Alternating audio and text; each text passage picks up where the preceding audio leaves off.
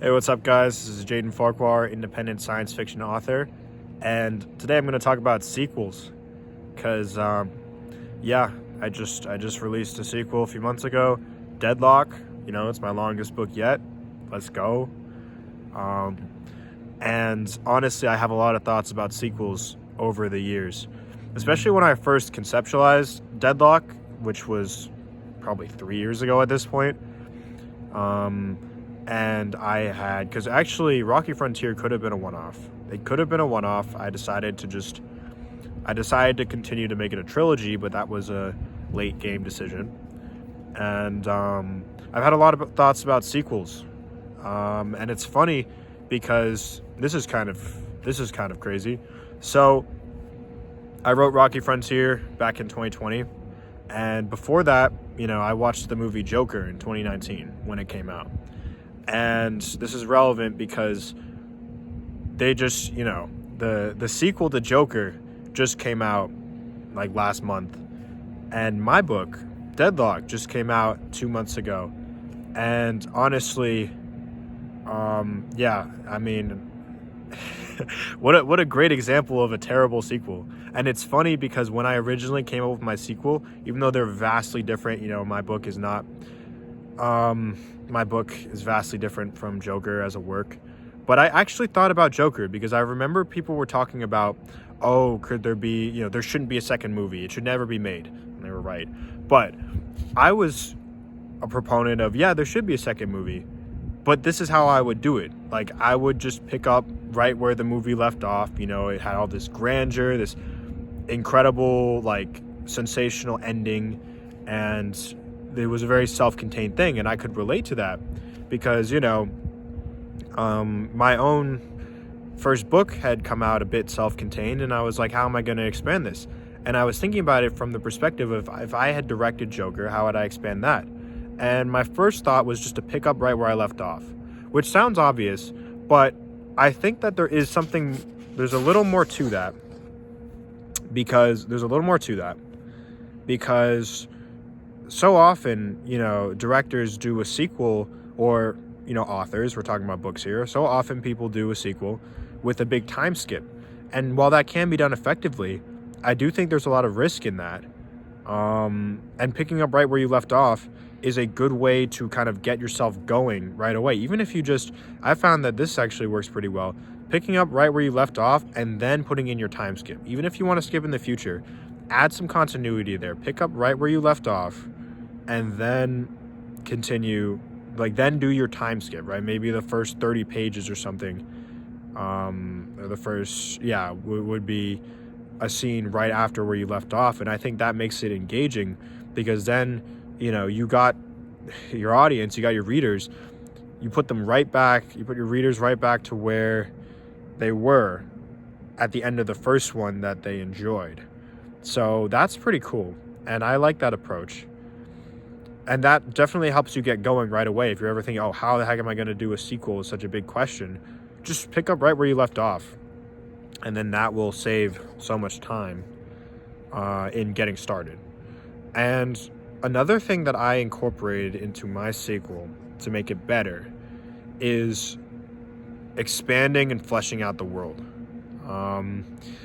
I really took the opportunity, because my first book was more self-contained, the world building was there, but it was definitely a little more condensed, so that you felt like you were right there with the main character, with Larry Atkins. You felt like you were discovering this world, these planets alongside him. So that was very self-contained. And what I found, I was like, okay, in the sequel, one way that I can easily make it, stand out compared to the original, people often ask, why was the sequel created? How about to flesh out the world? How about to have more world building now that people are actually attached to the characters? It's a perfect time. They say, don't introduce a bunch of world building in your first few pages because that's called info dumping.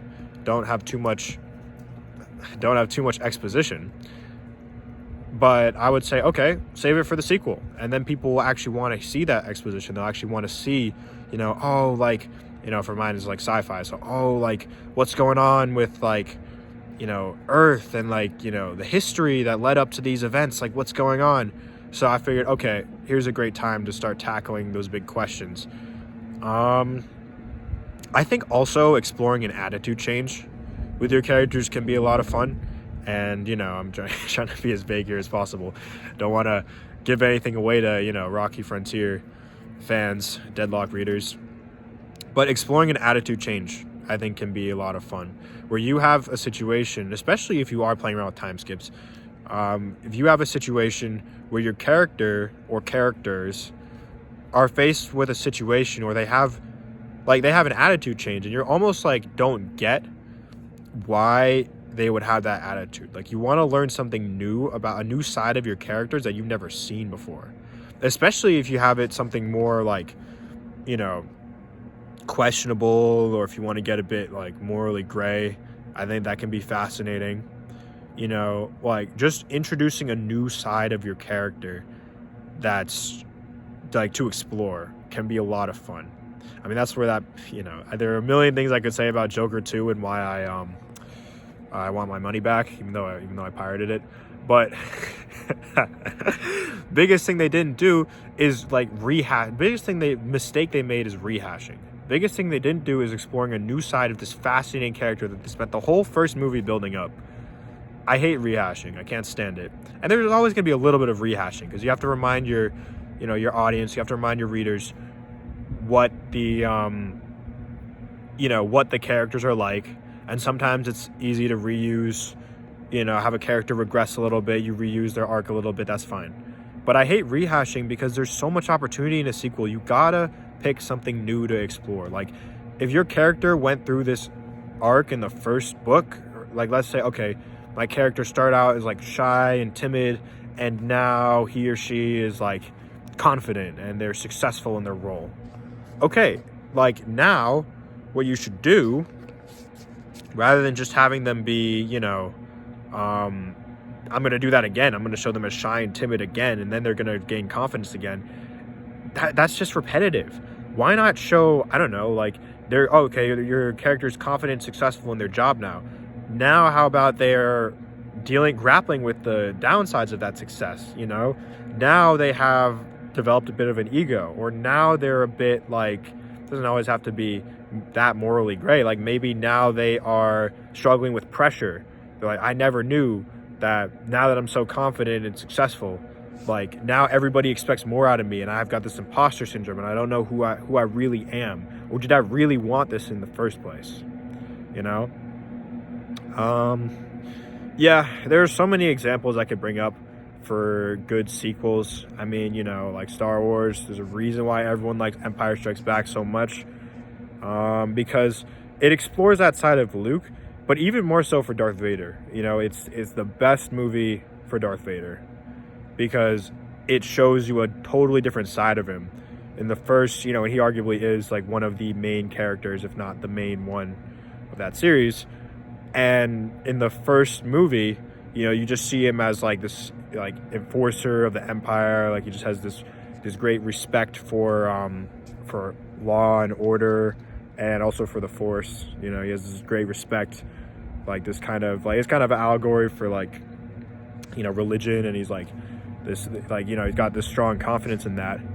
And in the second movie, we see him more like the stuff starts to get, I don't know if it's just me, but I feel like things start to get more under his skin. He's faced with a lot more personal situations, and we see, we see more of who he is. We see his flaws.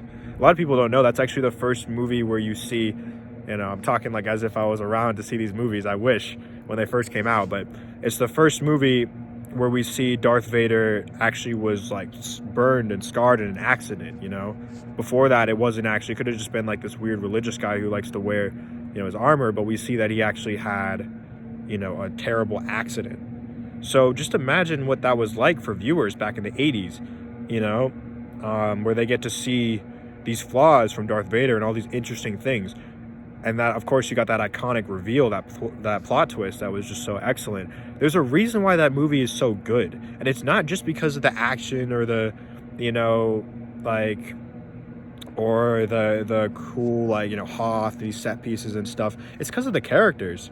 It's because of Darth Vader and Yoda and Luke. But especially Darth Vader, I would say, has the biggest improvement in that sequel.